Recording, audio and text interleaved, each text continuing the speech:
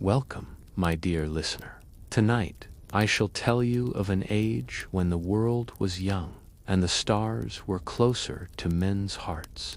I have walked through many centuries, witnessed empires rise like morning mist and fall like autumn leaves. But few civilizations have left me as awestruck as Rome, not for their conquests, though those were vast, nor for their emperors, though some were remarkable. No, what truly moved me was their genius without spark or flame, their ability to bend stone, water, and metal to their will, using nothing but human hands, patient minds, and the eternal laws of nature. Tonight, I invite you to sit with me beside this flickering candle as I recall the forgotten marvels of Roman engineering. These were technologies that did not hum with electricity or pulse with modern power. They simply worked. And in their simplicity lay a wisdom we have perhaps forgotten. The Romans built not for a season, but for eternity. And though their empire crumbled, their innovations endure, some still standing, some lost to time, all worthy of remembrance. Let us begin. I remember the first time I stood beneath a Roman aqueduct. It was early morning, and the stone arches stretched across a valley like the ribs of some ancient sleeping giant. Water flowed through channels above my head, silent, steady, tireless, traveling from distant mountains to thirsty cities below. The Romans called them aqueducts, water highways, and they were, perhaps, the most visible symbol of Roman ambition. Not monuments to vanity, but monuments to life itself. The aqueducts were marvels of patience and precision. Roman engineers did not simply dig channels and hope for the best. No, they began by seeking the purest sources, springs hidden in hillsides, far from the contamination of rivers. They would test the water by boiling samples, examining the health of those who drank from it, even observing the color of moss that grew nearby. Only then would they begin their calculations. And what calculations they were! The entire system relied upon one invisible force, gravity. Water will not flow uphill, and so the Romans ensured that their channels descended at a precise, gradual angle across miles, sometimes 50 miles or more. A single miscalculation, even by a finger's width per 1,000 paces, would mean disaster. The water would either rush too fast and erode the channel, or pool and stagnate. Precision was everything. The channels themselves, called spicas, were crafted from stone and brick, lined with a waterproof cement made from volcanic ash. This cement, I shall speak more of it later, sealed the channels against leaks and lasted for centuries. When the route crossed valleys or approached city walls, the engineers built multi-tiered arcades, arch upon arch, rising like prayers carved in stone. They maintained the necessary height to preserve the gradient. These arches were not merely functional, they were beautiful. Even now, after 2,000 years, some still stand. The Pont du Gard in Gaul, the aqueduct in Segovia, silent witnesses to a lost age. And when mountains intervened, the Romans did not turn aside. They dug tunnels straight through solid rock, working from opposite ends until the two teams met in the middle. Sometimes they dug shafts from the surface and connected them below, creating passages deep within the earth. All of this with hand tools, torches, and geometry scratched onto wax tablets. I recall standing in one such tunnel once, feeling the cool breath of stone around me, marveling at the precision.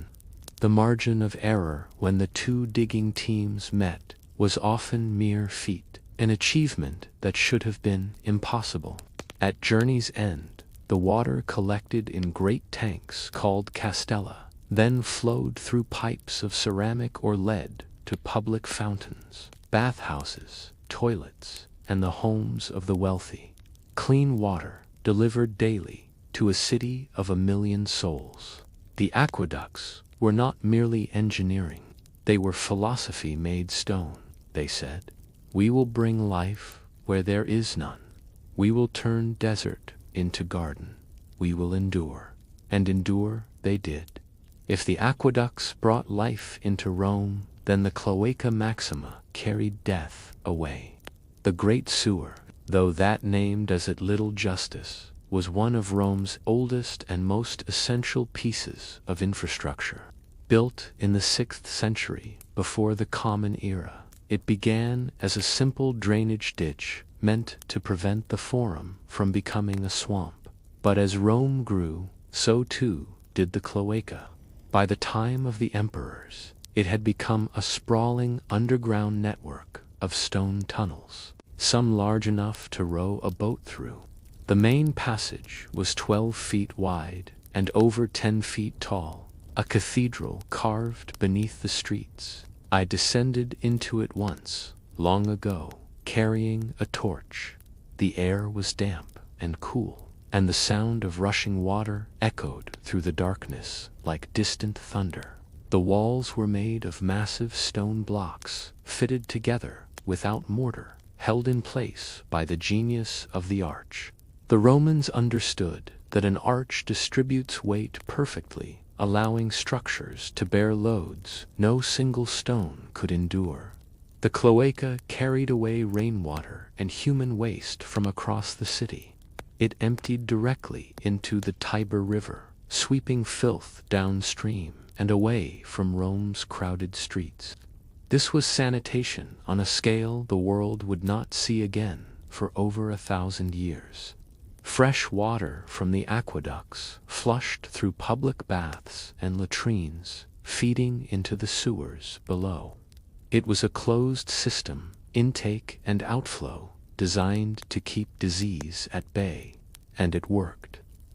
Plagues that ravaged other cities often passed Rome by, not through divine favor, but through engineering. The cloaca maxima still exists today, still functional after more than 2.5 millennia. Walk the streets of modern Rome, and beneath your feet, water still flows through channels carved by hands that turned to dust before empires rose and fell. It is humbling, is it not, to think that something so mundane as a sewer could outlast gods and kings. Winter in Rome could be cold, not the brutal, bone-breaking cold of the northern forests, but cold enough to make stone floors unbearable and nights long. Yet the Romans, ever ingenious, found a way to turn cold stone into warmth, without fire pits, without smoke choking the air. They called it the hypocaust, and it was nothing less than ancient central heating. I remember entering a Roman bathhouse on a winter's morning. Outside, frost clung to the rooftops. Inside, warmth rose from the very floor beneath my feet, as if the earth itself were exhaling. The principle was simple, but the execution required skill. A furnace was built outside the main building, fueled by wood or charcoal. The floor of the room to be heated was raised on small stone pillars, pylai, creating a hollow space beneath. Hot air and smoke from the furnace traveled through this hollow space, warming the floor above. But the Romans did not stop there. They built vertical channels into the walls, allowing the hot air to rise and heat multiple levels. The entire building became a vessel for warmth, heated not by flame, but by the natural flow of hot air. It was physics made poetry. The hypocaust was used primarily in bathhouses, where Romans would move from cool rooms to progressively hotter chambers, their bodies adjusting slowly to the heat. Steam rooms, heated floors, warm walls. all without a single visible flame.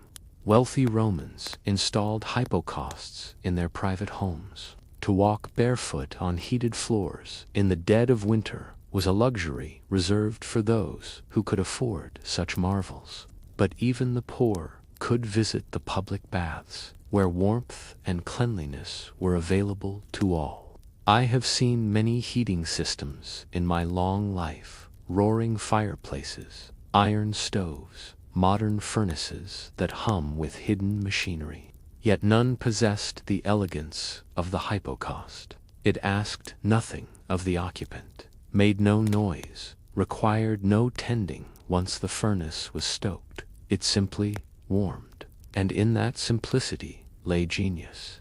Water, the Romans understood, was more than something to drink or bathe in.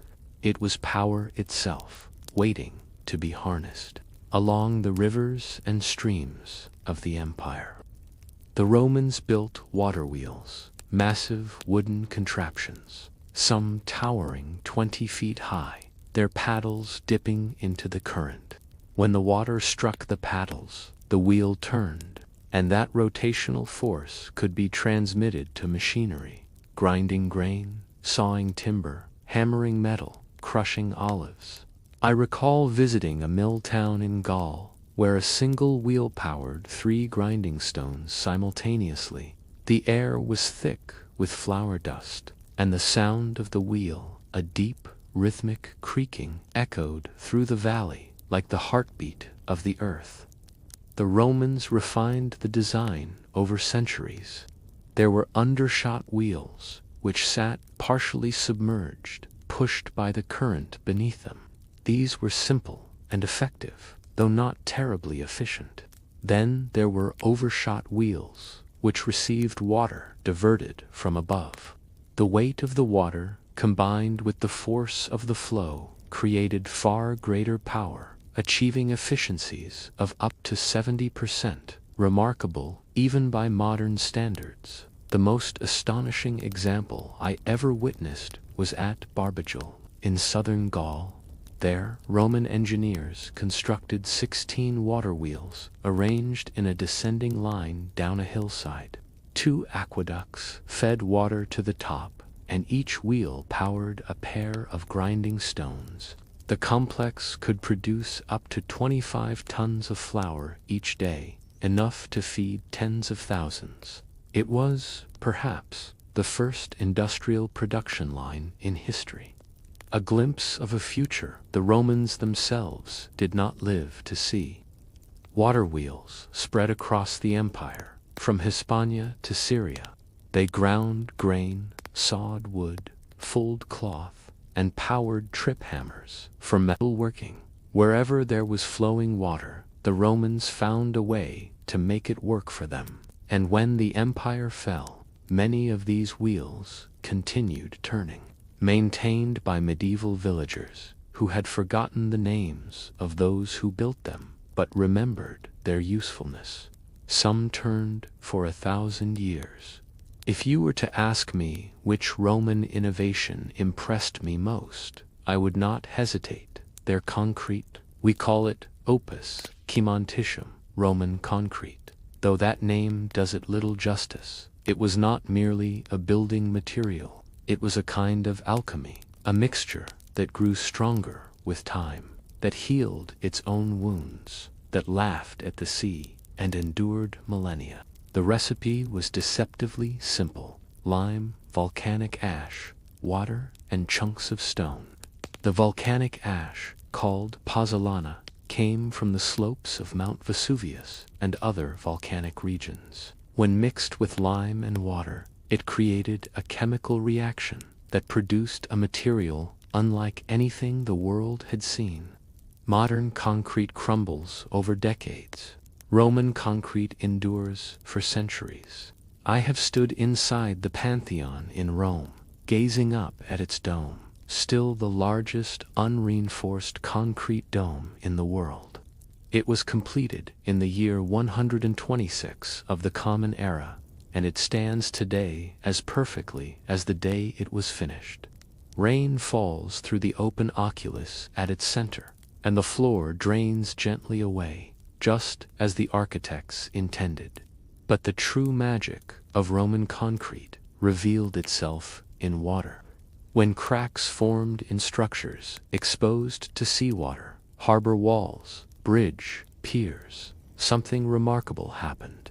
Moisture seeped into the cracks, dissolving particles of quicklime still present in the mixture. This triggered a chemical reaction that grew tiny crystals, filling the gaps and sealing the cracks. The concrete, in essence, healed itself. The Romans used this property to build harbors in the open sea. They would drop wooden forms, caissons, into the water, fill them with concrete, and allow it to set underwater. The resulting structures were stronger than natural rock and could withstand the pounding of waves for centuries. At Caesarea Maritima, on the coast of Judea, King Herod constructed a massive artificial harbor using Roman concrete. 2,000 years later, much of it still stands beneath the waves, harder than the day it was poured. I have seen many materials come and go: bronze that corrodes, iron that rusts, wood that rots. But Roman concrete, it endures. And in its endurance, it whispers a truth the Romans understood: that the greatest works are not those that dazzle for a season, but those that serve for ages. Olive oil and wine, these were the lifeblood of the Mediterranean world. Olive oil was food, medicine, lamp fuel, and soap. Wine was drink, sacrament, and currency. And to extract these precious liquids from fruit, the Romans developed a tool of elegant simplicity: the screw press. I remember watching a farmer in southern Italia operate one of these presses. It was made of heavy wood, with a massive screw running through its center. The farmer loaded olives into a woven basket beneath a thick wooden plate, then began turning the screw. Slowly, inexorably, the plate descended, the pressure built, and then golden oil began to flow, trickling into a clay vessel below. The beauty of the screw press lay in its mechanical advantage. A single person turning the screw could generate crushing force equivalent to dozens of workers stomping grapes. The twisting motion multiplied human strength, converting effort into pressure with ruthless efficiency. This was not new knowledge. The Greeks had used screw presses before, but the Romans refined it, standardized it, spread it across their empire. Every villa, every farm, every estate had its press. Wine and oil flowed in rivers. The screw press required no complex machinery, no rare materials, just wood, iron fittings, and an understanding of how threads convert rotational force into linear pressure. A blacksmith and a carpenter could build one in a few days, and yet, for all its simplicity, it transformed the economy. Suddenly, production increased tenfold. Surplus wine and oil could be traded, shipped across the sea, taxed, and used to fund legions and aqueducts. I have often thought that the screw press, humble as it was, did more to build the empire than a dozen generals. For what is conquest without supply? What is expansion without the ability to feed, fuel, and enrich? The screw press still exists today, its design largely unchanged. Walk into an old farmhouse in Italy or Greece, and you may yet find one, still functional after 2,000 years. Some technologies do not need improvement, they simply need to work, and the screw press did exactly that. Friction is the silent enemy of motion. Push a heavy stone across the ground, and it drags, resists, exhausts you. But place rollers beneath it, and suddenly the stone glides as if enchanted. The Romans understood this principle intimately. They knew that rolling minimizes friction far better than sliding. and they applied this knowledge to create early roller bearings, cylindrical pieces of wood or bronze placed between moving parts. I recall visiting the ruins of Lake Nemi, south of Rome, where the Emperor Caligula once kept two massive pleasure barges. These ships were enormous, floating palaces complete with marble floors, gardens, and heated baths.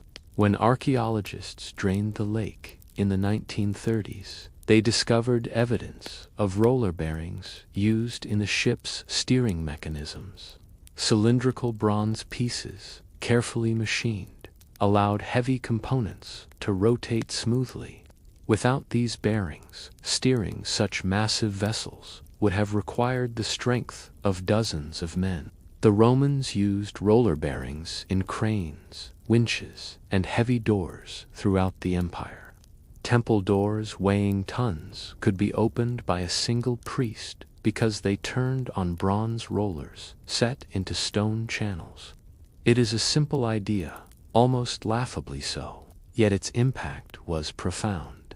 Every machine that rotates, every wheel that turns, every door that swings on hinges, all owe a debt to this ancient understanding of friction.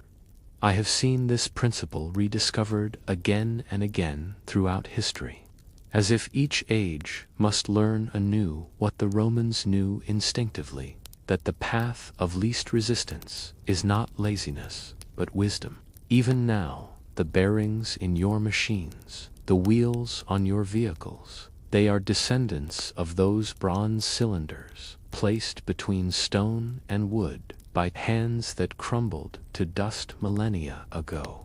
Progress, I have learned, is not always forward. Sometimes it is circular, returning again and again to truths that never changed. There is something profoundly human about refusing to be stopped by stone. The Romans, when they encountered mountains, did not build roads around them. They did not accept the barrier as final. Instead, they took hammers and chisels, lit torches, and began to dig. I remember the tunnel at Fusan Lake in central Italia, a project so ambitious it bordered on madness. The goal was to drain a vast, swampy lake to reclaim farmland. The solution: dig a tunnel more than 3.5 miles long straight through a mountain. Teams worked from both ends simultaneously, digging day and night.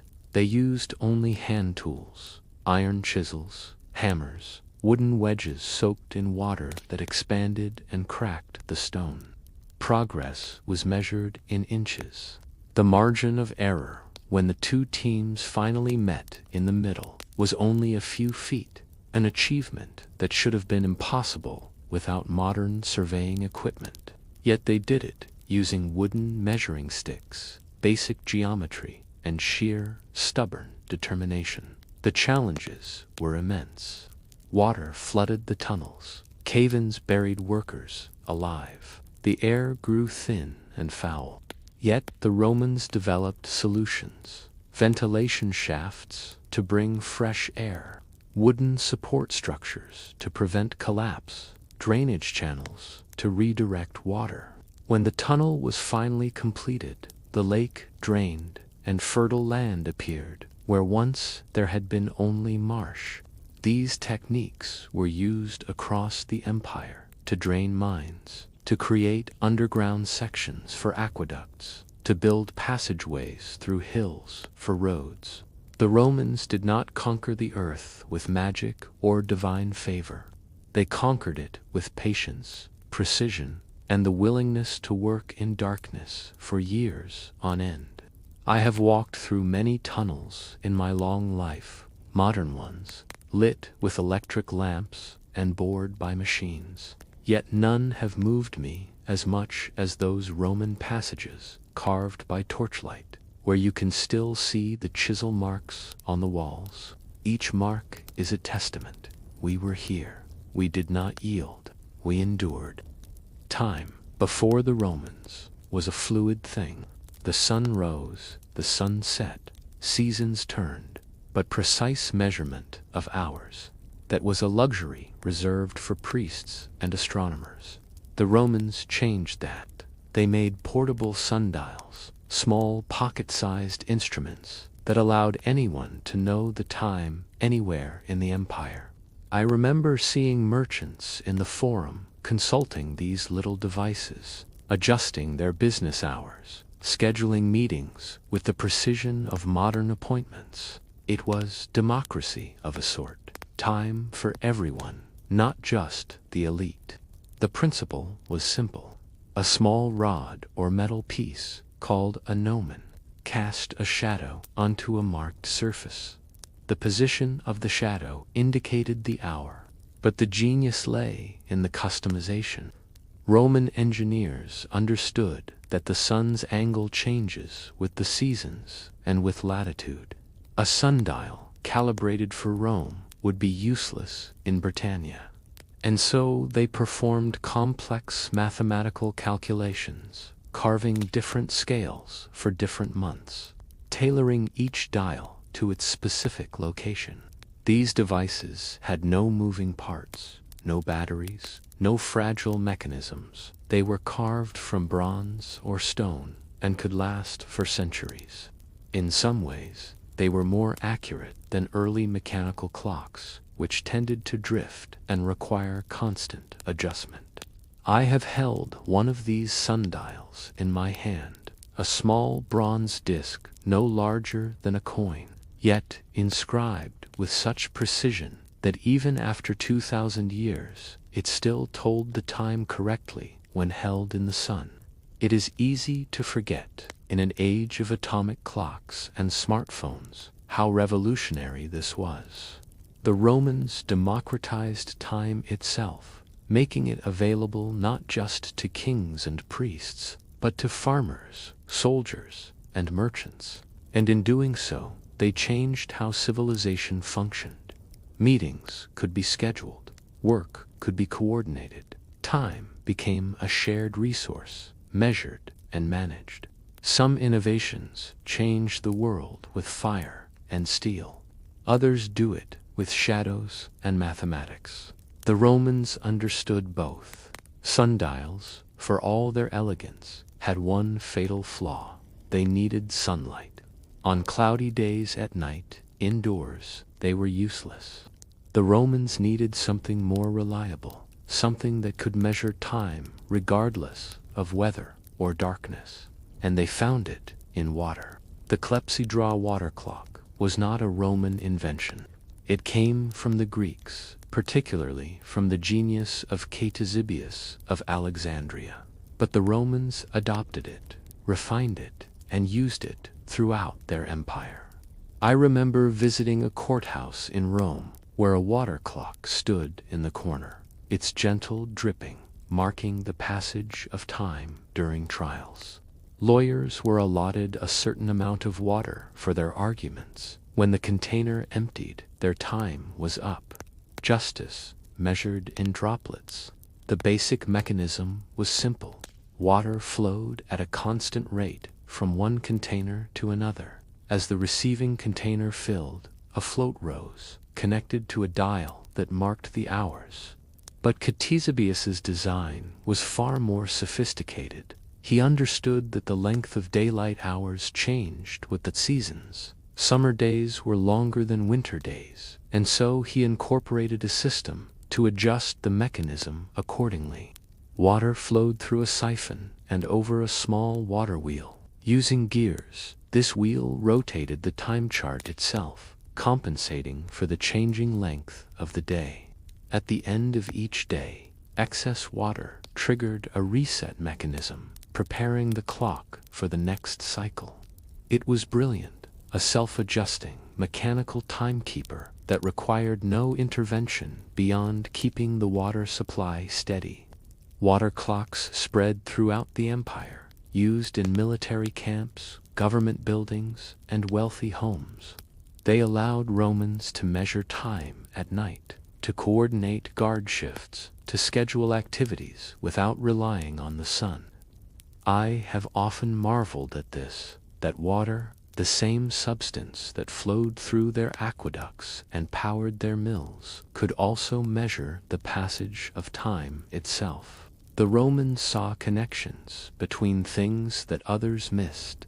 They understood that the same principles, gravity, flow, pressure, could be applied in countless ways, and so water, in Roman hands, became not just life and power, but time itself, marked and measured in steady, patient drops. Hero of Alexandria was a peculiar genius, part mathematician, part inventor, part showman, and among his many creations, one stands out for its sheer audacity: the world's first vending machine. I saw one of these devices once, installed in a temple in Egypt. It was designed to dispense holy water or wine, depending on the temple's preference, in exchange for a coin. The mechanism was elegantly simple. A coin dropped through a slot at the top, landing in a small pan attached to a lever. The weight of the coin tilted the lever, which opened a valve. Water poured out. As the coin slid off the pan into a collection chamber below, a counterweight pulled the lever back, closing the valve and stopping the flow. It was a marvel of mechanical ingenuity. More importantly, it was automated. No priest needed to stand guard, dispensing blessings manually. The machine did it all, faithfully and consistently. For the temple, it solved a practical problem, ensuring fair portions and preventing theft. For visitors, it created a sense of divine automation, as if the gods themselves were dispensing the sacred liquid. I have often wondered what the worshippers thought, seeing water flow from a bronze mouth without human intervention. Did they understand the mechanics, or did they believe it was divine magic? Perhaps both. The line between technology and miracle in the ancient world was not always clear. Hero's vending machine did not change history. It did not build empires or win wars, but it revealed something important: that automation, the dream of machines working without human hands, is not a modern obsession. It is ancient, buried deep in the human desire to make life easier, fairer, more efficient. And in a temple in Egypt, more than 2,000 years ago, that dream briefly came true, one coin at a time. Hero of Alexandria, not content with automated vending, turned his attention to an even grander illusion: temple doors that swung open by themselves when a fire was lit on the altar. Imagine the scene. A priest lights the sacred flame, the congregation watches, and then, slowly, the massive bronze doors, too heavy for any man to move, begin to swing open, as if pushed by invisible hands. It must have seemed like divine intervention, but it was physics. I learned the mechanism from an old manuscript, and it is breathtakingly clever. Beneath the altar, a sealed container held both water and air. When the fire burned above, the air inside heated and expanded, building pressure. This pressure pushed the water through a pipe into a second container. As this container filled and grew heavier, it pulled downward on ropes wound around two vertical poles. The poles rotated, and since they were connected to the door hinges, the door swung open. When the fire was extinguished, the air cooled, pressure dropped, and water flowed back into the original container through negative pressure. The doors slowly closed, resetting the system for the next ceremony. It was theater, yes, but it was also engineering. Hero understood human psychology. People crave mystery, crave the sense that they are witnessing something beyond the ordinary, and he gave it to them, wrapped in bronze and fire. I have seen many automatic doors in my long life, sliding glass, motion sensors, revolving entrances, yet none possessed the drama of Hero's temple doors. creaking open in the flickering firelight, while worshippers gasped in awe. Technology, Hero knew, was not just about function. It was about experience, about creating moments that linger in memory long after the mechanism is forgotten. And in that, he succeeded brilliantly. Of all Hero's inventions, the Aeolipile was perhaps the most prophetic. It was the first reaction steam engine in history, and it was invented nearly 2,000 years before the Industrial Revolution. I saw a demonstration once in Alexandria. A sealed kettle was heated over a fire. Steam rose through tubes into a hollow metal sphere mounted atop the kettle. The sphere had two bent nozzles on opposite sides. As steam built up inside the sphere, it escaped through these nozzles. And as it did, the force of the exiting steam caused the sphere to spin faster and faster until it whirled like a dancer possessed. It was mesmerizing. A ball of bronze spinning with no visible means of propulsion, driven purely by invisible steam. The principle was sound, action and reaction, the foundation of all rocket engines and turbines. Heat, water, generate steam, direct it through an opening, and you create motion. Yet the Romans did nothing with it. They saw the Aeolipile as a curiosity, a temple trick, an amusing toy.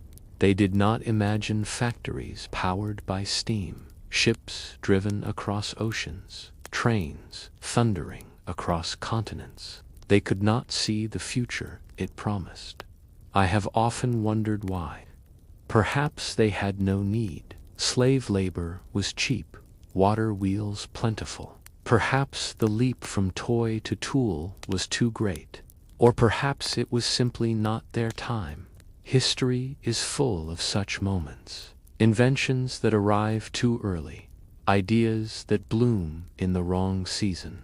The Aeolipile spun and hissed and amazed, then was forgotten for 1,700 years. When steam engines finally transformed the world in the 18th century, no one remembered Hero of Alexandria, the man who had seen the future and built it in miniature. But I remember, and I wonder, sometimes, what the world might have been if Rome had looked at that spinning sphere and asked, not what is this, but what could this become?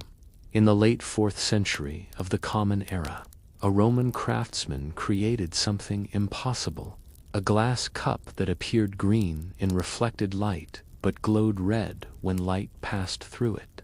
The Lycurgus cup, as it came to be known, was not merely beautiful, it was a demonstration of nanotechnology, though the Romans did not know to call it that. I held this cup once, long ago, before it was locked away in museums. In daylight, it seemed an ordinary green glass, etched with scenes of King Lycurgus, ensnared by vines. But when I held it up to a candle, it transformed. The glass blazed red, as if filled with liquid fire. Modern scientists, examining the cup with electron microscopes, discovered the secret: nanoparticles of gold and silver, roughly 70 nanometers in size, suspended in the glass matrix.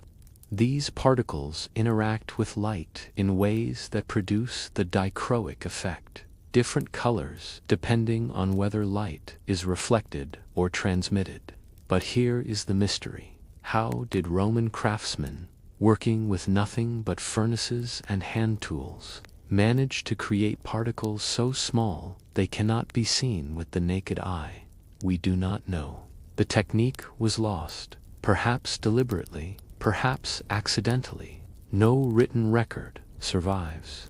The Lycurgus cup stands alone, a singular miracle in glass. I have seen many wonders in my long life, but few have left me as awed as this, that the Romans, working with fire and sand, stumbled upon principles of physics that would not be formally understood for 1,500 years.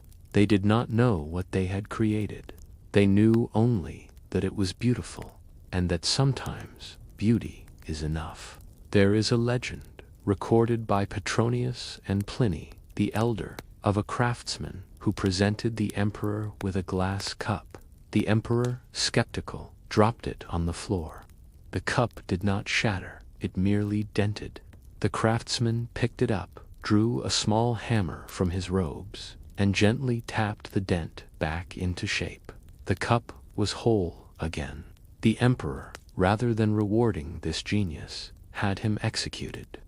His reasoning: if glass could not be broken, it would devalue gold and silver, destabilizing the economy.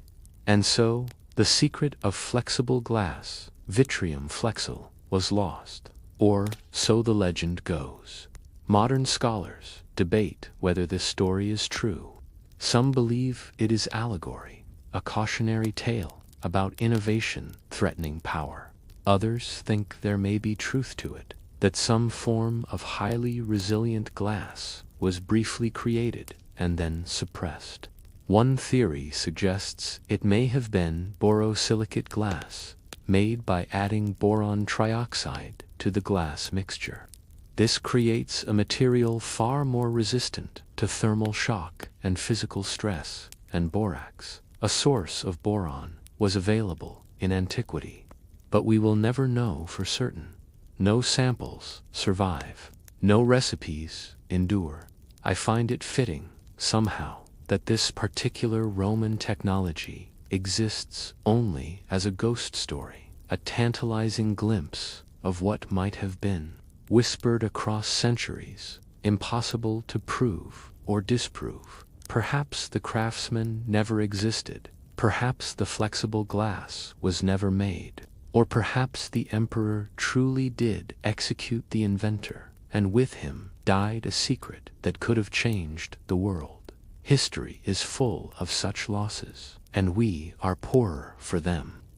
If you were to dig in the ruins of a Roman villa today, you would likely find shards of red pottery, smooth, glossy, hard as stones. This is Samian ware, known to the Romans as terra sigillata, and it was the dinnerware of the empire. I remember visiting pottery workshops in Gaul and Hispania, where skilled craftsmen produced thousands of these vessels each year. The process was exacting. First, clay was mixed with powdered minerals to create the proper consistency. Then it was shaped, either on a wheel or pressed into decorative molds. Many pieces bore intricate patterns: vines, animals, gods, scenes of daily life. The pottery was then fired at extremely high temperatures. The craftsmen could not measure degrees with instruments. They judged by eye, by the color of the flames, by instinct honed over lifetimes. Too cool, and the pottery would be weak. Too hot, and it would crack. When done correctly, the result was remarkable. A glossy red finish, smooth to the touch, nearly as durable as stone. Pieces that were buried for 2,000 years emerged from the earth looking almost new. Samian ware was traded across the empire. Soldiers ate from it in Britannia. Merchants used it in Alexandria. Wealthy Romans collected particularly fine pieces, stamping them with the maker's mark. It was not just pottery, it was standardization, quality control, mass production, concepts we associate with modernity, but which the Romans practiced 2,000 years ago. I have held these fragments in my hand, feeling the smoothness, admiring the craftsmanship, and I have thought, this potter is long dead, his name forgotten, his life a mystery, but his work endures. His skill speaks across millennia. In a world obsessed with the new, there is something profoundly moving about the old, the durable, the made to last. The Romans understood this. They built for eternity, and sometimes eternity obliged. Cities, even ancient ones, faced the same problem. Too many people, not enough room. And so the Romans invented a solution that seems obvious now, but was revolutionary then: the spiral staircase. These staircases wrapped around a central column, allowing people to ascend multiple floors without consuming vast amounts of horizontal space. Each stone step was carved to the exact angle and depth needed for comfortable climbing. Too steep, and people would stumble. Too shallow, and the staircase would stretch forever. I climbed Trajan's column once, ascending the spiral staircase carved inside. It was narrow, dim, lit only by narrow slits in the stone. Each step was worn smooth by centuries of feet, and as I climbed, I marveled at the precision, every step identical, the angle perfect, the curve gentle enough to prevent dizziness. But spiral staircases offered more than efficiency. In medieval times, castle builders realized they provided a defensive advantage. Most people are right-handed, and so an attacker climbing a clockwise spiral staircase would have their sword arm pinned against the central column, while a defender descending could swing freely. Whether the Romans intended this or not, I cannot say, but they would have appreciated the elegance of it, a design that solved two problems at once. Spiral staircases spread across the empire, from insulae in Rome to watchtowers on the frontier. They became so common that we forget they were once an innovation, a solution to a problem that had stumped builders for generations. Now they are everywhere: libraries, towers, homes, museums, spiraling upward, defying gravity with grace. And every one of them owes a debt to Roman engineers who understood that sometimes the best way forward is not straight but curved. Nero was many things: emperor, artist, tyrant, madman, but he was also a patron of engineering marvels. And perhaps none was more ambitious than his Senatio Rotunda, the rotating dining platform. I never saw it in operation, but I heard tales from those who did. It was built on the Palatine Hill, part of Nero's vast Golden Palace complex. The dining platform itself was circular, large enough to accommodate dozens of guests reclining on couches, surrounded by tables laden with exotic foods. And as they ate, the platform slowly rotated. The engineering required was extraordinary. Beneath the floor, an array of interlocked gear wheels translated horizontal force into rotational motion. Bronze spheres, primitive ball bearings, were placed beneath wooden layers to facilitate smooth movement. The sources are unclear about the exact power source. Some suggest it was driven by slaves turning cranks below. Others mention water power, though how a river's motion was translated to rotational force on a hilltop remains mysterious. Perhaps aqueduct water was diverted to power a wheel mechanism. Regardless, the effect must have been breathtaking. Guests would recline, and slowly, imperceptibly at first, the view would change. The Forum would slide past, then the temples, then the distant hills beyond Rome. The entire city became a panorama, turning like the heavens themselves. It was decadence, certainly. Excess embodied in bronze and wood. But it was also a technical achievement of staggering complexity. To create smooth, continuous rotation of such a massive platform without modern bearings or motors required precision engineering and an intimate understanding of mechanical advantage. When Nero fell from power and his palace was buried beneath later construction, the rotating dining room was lost. Its mechanisms corroded, its gears ceased turning. Archaeologists have found remnants, bearing channels, structural remains, but the full system will never operate again. I think of it sometimes, that platform turning endlessly beneath Roman stars, emperors and senators reclining while the world rotated around them, believing themselves the center of all things. And perhaps, for a brief moment, they were. The Roman military machine was not merely legions and discipline. It was also cold, calculated engineering applied to the art of destruction. Roman siege engines were marvels of precision and power. The most famous were the torsion catapults, ballista and scorpion, which used twisted bundles of rope or sinew to store and release enormous amounts of energy. I watched a demonstration once at a military training ground in northern Italia. The engineers loaded a bolt into a scorpion, a smaller, more portable version of the ballista. They cranked the windlass, drawing back the bowstring against the torsion springs. Then they released it. The bolt flew with such speed it was nearly invisible. It struck a wooden target 100 paces away and punched clean through, embedding itself in the earth beyond. The sound was like thunder compressed into a single instant. These weapons could penetrate any armor of the age. A soldier struck by a scorpion bolt would not merely fall, he would be thrown backward, the iron tip passing through shield, armor, and flesh as if they were parchment. The ballista was larger, capable of hurling stones, weighing several pounds with deadly accuracy. During sieges, Roman engineers would position multiple ballistae around a city, raining projectiles on defenders until the walls themselves began to crack. But the Romans did not merely use these weapons, they systematized them. They designed them to be prefabricated with interchangeable parts, so legions could carry them disassembled and rebuild them rapidly in the field.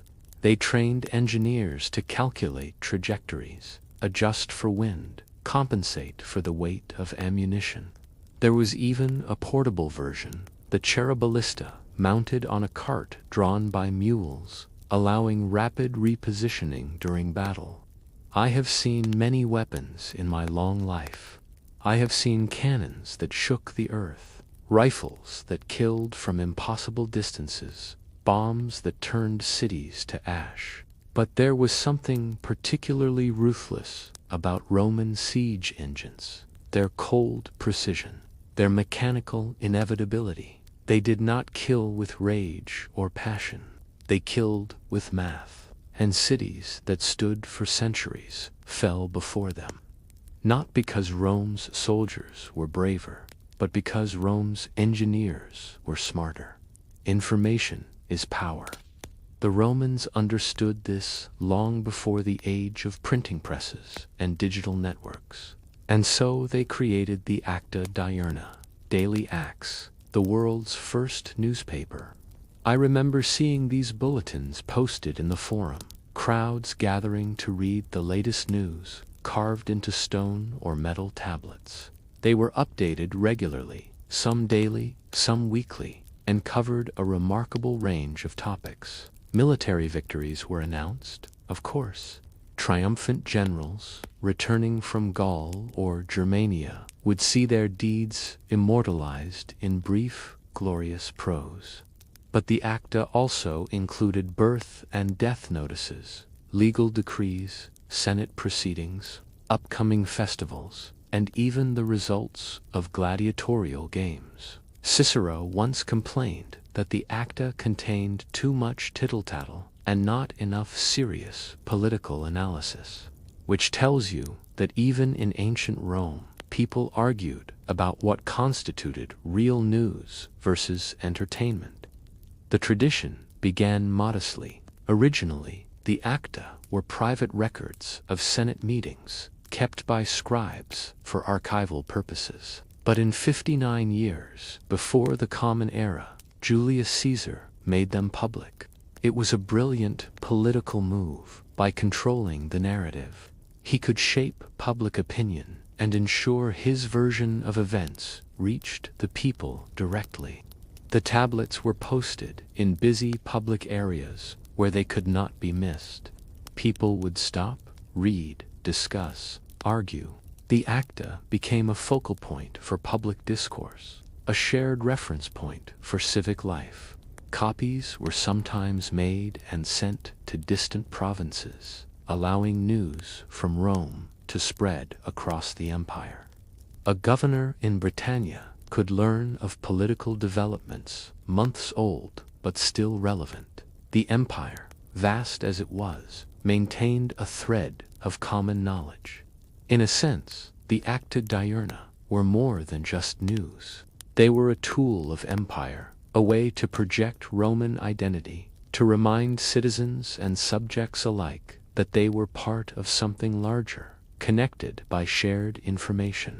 When the empire fell, the practice faded.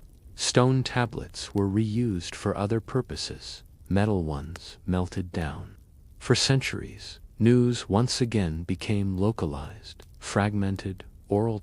It would not be until the invention of the printing press that information would once again flow so freely across such distances. But the Romans did it first. With chisel and stone, they created the news. And for a time, the world was a little smaller, a little more connected. Before the Romans, reading was an awkward affair.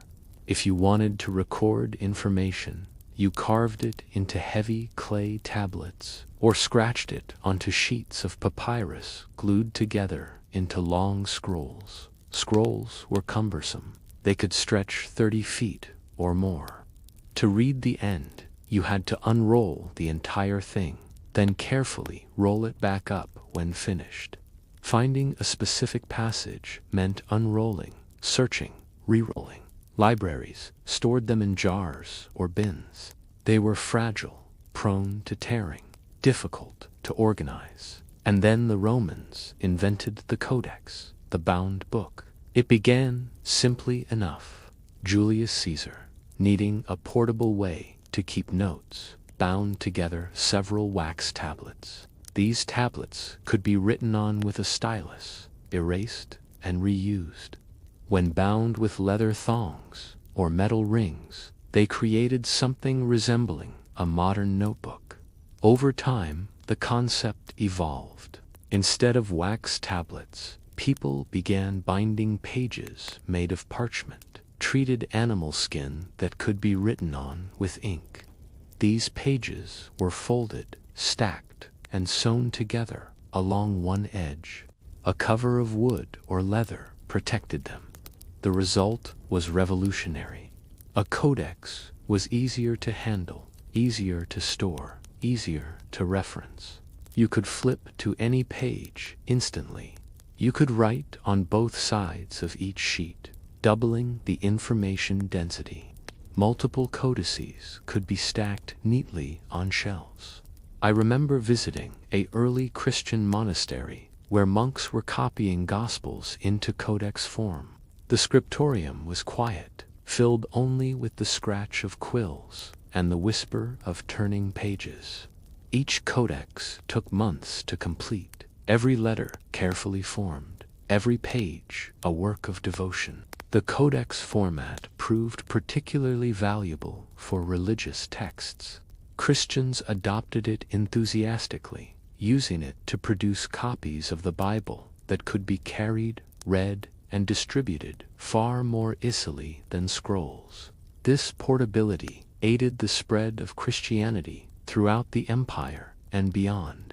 By the 1st century of the Common Era, the codex had largely replaced the scroll in daily use. Scrolls remained for official documents and ceremonial purposes, but for practical reading, the codex was superior in every way. It was, perhaps, the greatest advancement in book technology until the invention of the printing press 1,000 years later, and it came from Rome, from the simple desire to make knowledge portable, accessible, personal. I have held both scrolls and codices in my hands, and I can tell you, the codex feels like the future arriving in the past. It feels modern in a way that scrolls never did. The Romans gave us many things, but perhaps none has been more enduring, more quietly revolutionary than this. The book you can hold in your hands, open anywhere, read at your own pace, the book that invites you in the year 2023. Archaeologists unearthed something remarkable from a Roman site, a golden lock no larger than a bottle cap, complete with a working mechanism. I was not there to see it discovered, but I heard the whispers of its finding spread through the community of those who remember. It was, by any measure, a marvel of miniaturization. The lock was made of gold, approximately half the size of a modern coin. Despite being buried for 1,600 years, its internal mechanism remained functional. Insert a tiny key, turn it, and a chain would release a padlock in miniature, perfect in every detail. What strikes me most is not merely that the Romans could create such a thing, but that they did. This was not a demonstration piece or a toy. It was functional, meant to secure a small chest or jewelry box. Someone, in the waning days of the empire, owned something valuable enough to protect with golden precision. The craftsmanship required is staggering. Every component, the pins, the springs, the catch, had to be machined to tolerances measured in fractions of a millimeter. All of this without magnification, without modern tools, using only files, hammers, and patient hands. I have seen many examples of Roman metalwork, swords, armor, coins, jewelry, but this lock represents something different, not strength or beauty, but intricacy.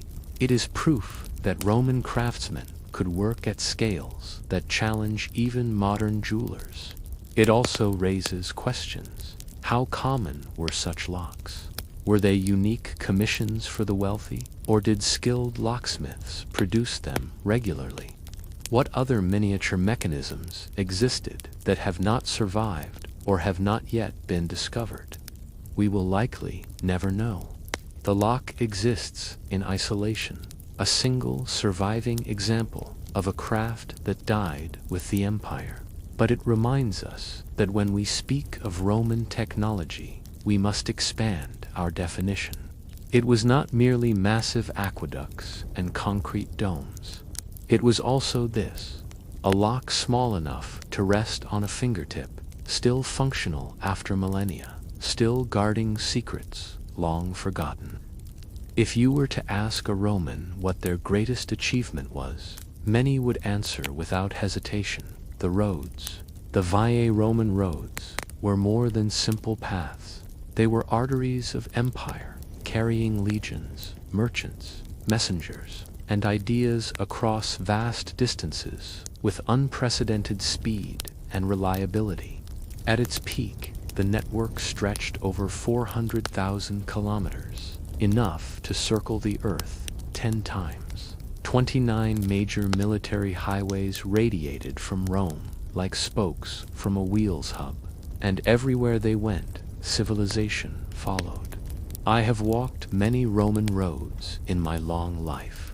Some are still in use, paved over, but following the same route laid out 2,000 years ago.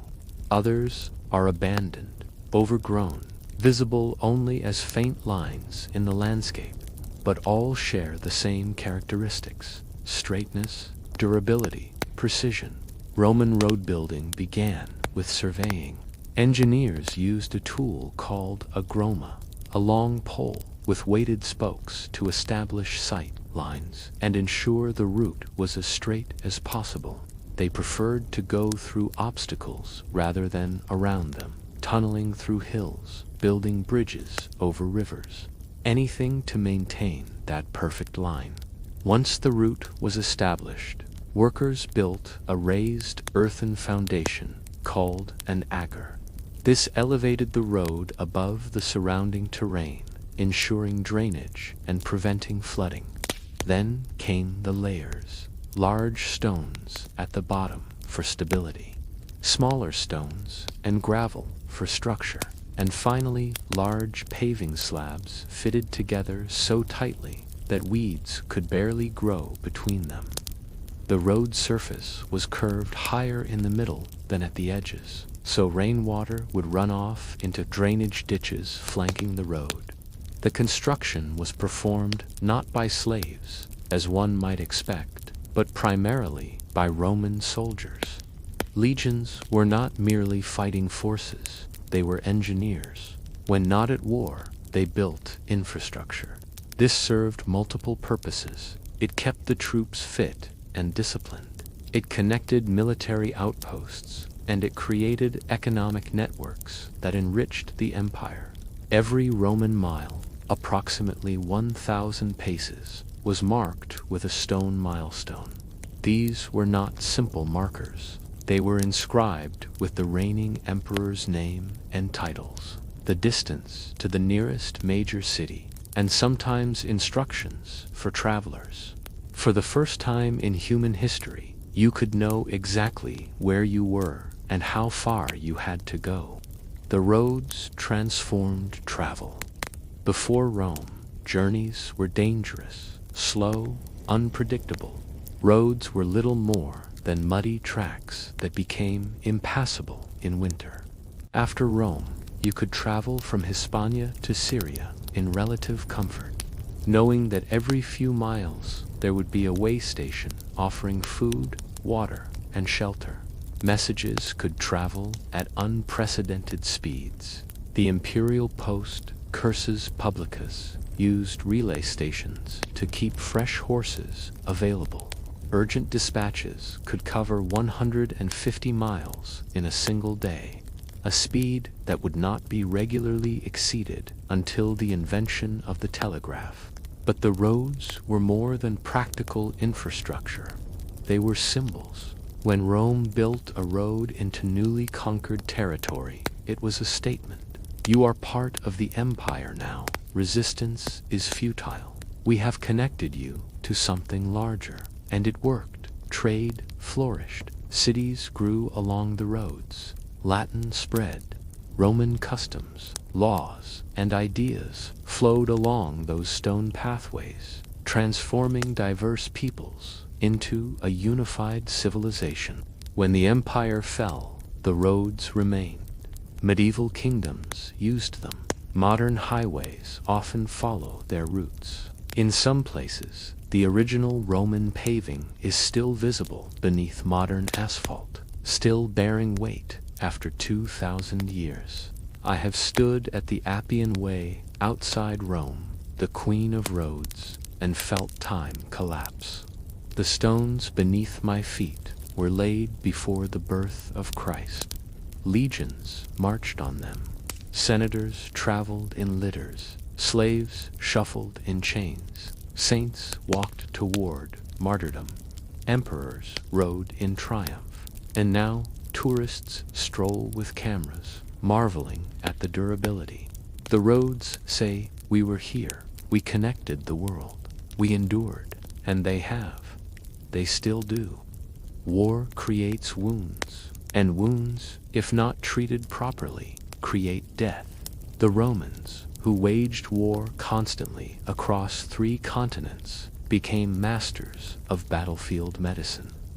I have seen many medical traditions across the centuries, Greek physicians with their humoral theories, Arab scholars preserving ancient texts, medieval barbers wielding crude tools. But Roman military medicine possessed something rare. Systematic organization combined with practical skill. The Romans established a professional military medical corps, Medici, who were trained, equipped, and stationed with every legion. These were not priests chanting prayers over the wounded. They were practitioners who understood anatomy, who could stop bleeding, set bones, and sometimes save lives that any other civilization would have written off as lost. The instruments they used were remarkably sophisticated. Archaeologists have recovered surgical kits from sites like Pompeii and various military camps. The tools include scalpels, bone forceps, surgical saws, arterial clamps, catheters, and various probes and levers. Hold one of these instruments I have, and you will be struck by how familiar they feel. A Roman scalpel fits the hand much like a modern one. The balance is right. The blade, though bronze or iron rather than steel, is sharp and precise. Some of these tools are nearly identical to those used by surgeons today. Roman physicians could perform amputations when necessary, removing shattered limbs to prevent gangrene from spreading. They could perform trepanation, drilling holes in the skull to relieve pressure. They pioneered techniques for cataract removal, using a thin needle to dislodge the clouded lens. They even performed cesarean sections, though rarely, and understood basic principles of plastic surgery, reshaping noses, ears, and other features damaged in battle. What truly set Roman medicine apart was their understanding of cleanliness. They did not know about bacteria or infection in the modern sense, but they understood empirically that clean tools and clean wounds healed better. Instruments were sterilized in hot water before use. Wounds were washed with wine or vinegar, both of which have antibacterial properties. For pain management, they had developed crude but effective anesthetics. Powdered mandrake root and corn poppy, mixed with wine, could sedate a patient for surgery. For local anesthesia, they used a paste made from ground memphitic stone and henbane seeds, which numbed the skin when applied. The survival rates from Roman military surgery were, by ancient standards, remarkable. A soldier who lost a limb had a reasonable chance of surviving the operation and recovering enough to live out his days as a veteran. A soldier with a gut wound, nearly always fatal before modern antibiotics, might still die, but at least he died with his pain managed and his wound cleaned. Roman military hospitals, valetudinaria, were established at major bases throughout the empire. These were not makeshift tents, but permanent buildings with wards, operating rooms, and recovery areas. Wounded soldiers received care that was systematic, recorded, and remarkably advanced. When the Western Empire fell, much of this medical knowledge was lost. It would not be fully recovered until the Renaissance, more than 1,000 years later.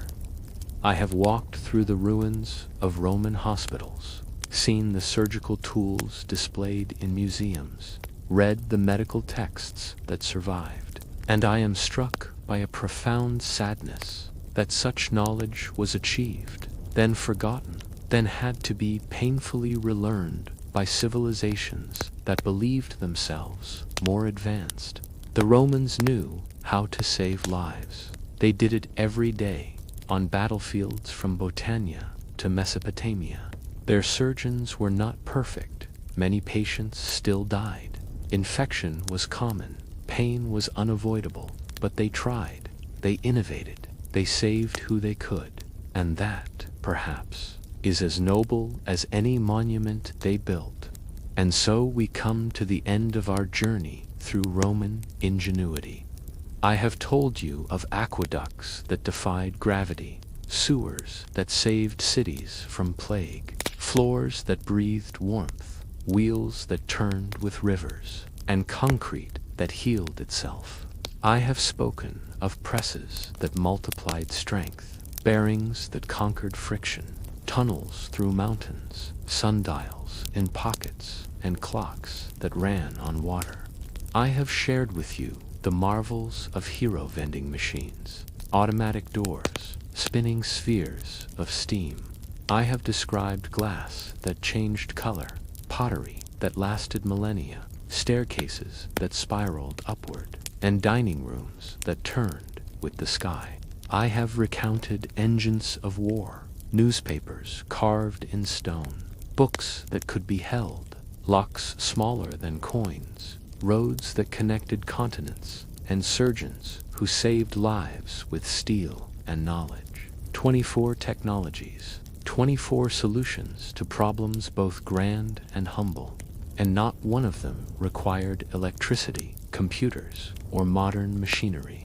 Just human cleverness, patient observation, and an understanding of the world's fundamental laws. What strikes me most, looking back across these innovations, is not their individual brilliance, though they were brilliant, but what they reveal about Roman civilization itself. The Romans were not dreamers, they were doers. They did not philosophize about the ideal state or perfect society. They built roads so their armies could march faster. They built aqueducts so their cities would not die of thirst. They built sewers so plague would not take root. They were practical to the point of poetry, and yet, in their practicality lay something profound. Every aqueduct was an act of faith, faith that tomorrow would come, that children yet unborn would drink clean water. Every road was a promise that the empire would endure, that distant peoples would be connected. Every surgical tool was a declaration that life was worth saving, that pain was worth reducing. The Romans built for eternity. And though their empire fell, though their language evolved into distant cousins, though their gods were abandoned and their laws rewritten, their works remain. You can still walk their roads. You can still see their aqueducts arching across valleys. You can still find their pottery buried in the earth, glossy and red as the day it was fired. Their concrete still stands, harder than modern replacements. Their surgical tools still fit the hand perfectly. They built well, they built to last, and in doing so, they left us a lesson more valuable than any single technology, that greatness is measured not in conquest or glory, but in what endures after the conquerors are dust. The Roman Empire fell in the year 476 of the Common Era, when the last Western emperor was deposed.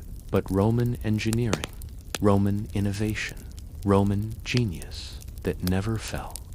It simply waited, buried beneath centuries of forgetting, until humans were ready to remember. And now, in this age of electricity and computation, when we can accomplish with the press of a button what once required years of labor, it is worth pausing to ask, what have we built that will last 2,000 years? What bridges will our descendants marvel at? What roads will they still walk? What tools will they unearth and recognize as timeless? The Romans did not have our technology, but they had something equally valuable, the understanding that true innovation is not about complexity, but about solving real problems with elegant simplicity. Water flows downhill, so build channels that harness gravity. Stone is strong in compression, so build arches. Fire heats air, so direct that air beneath floors. These are not complex principles. They are observations of nature, applied with care and patience. The Romans did not conquer nature, they collaborated with it. And perhaps that is their greatest legacy. Not the aqueducts themselves, but the mindset that created them. Not the concrete, but the thinking that mixed volcanic ash with lime and discovered something eternal. Not the roads, but the vision that saw connection as the foundation of civilization. I have lived through many ages. I have seen empires rise and fall like tides. I have watched technologies bloom and wither, marvels become commonplace, commonplace become forgotten. But the works of Rome, they remain, not in museums only, but in the landscape itself, in the DNA of every modern engineer who designs for durability, in the philosophy of every builder who thinks not of next year, but of the next century. The Romans are gone, but their voice still speaks in stone and water and the enduring logic of elegant solutions. And if you listen carefully, walking beneath an ancient aqueduct, standing on a road older than nations, holding a surgical tool that has not changed in 2 millennia, you can hear them still, whispering across the centuries. We were here, we built well, we endure. And thus ends another memory from ages long past. If you have found a spark of wonder here, stay a while longer, for there are countless tales yet to be remembered.